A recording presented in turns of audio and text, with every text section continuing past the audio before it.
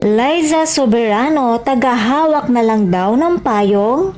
Umani ng samusaring reaksyon ng isang video ng dating kapamilya star na si Liza Soberano na kung saan ay naispatan ito sa isang event sa O-Bar na masayang nakipagbanding sa kanyang mga kaibigan. Makikita din sa video na nag-e-enjoy itong sumasayaw kasama ang mga drag queens. Makikita din na pinayungan ni Liza ang isang drag queen na kung saan ay ginagaya nito ang popstar royalty na si Sarah Geronimo matapos kantahin ang Kiss Me Kiss Me na isa sa mga OST ng pelikula ni Sarah na Miss Granny. At dahil dito, ilang netizens na naman ang sumita at tila pinagtawanan si Liza dahil sa paghawak niya ng payong.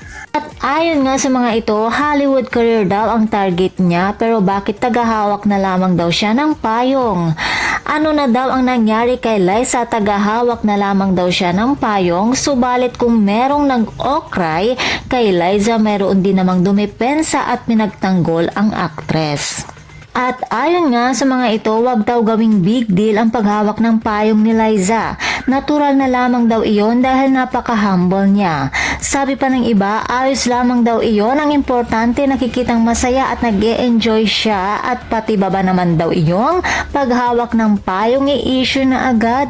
Wala daw problema at wala daw silang nakikitang mali doon. Kahit i-down pa nila ang isang Liza Soberano, iwapakels ito. Dami kayang mga ganap ni Liza sa buhay at career niya. Game na game palagi ang nag-iisang Liza Soberano at Liza to bashers, I'm having the best time of my life.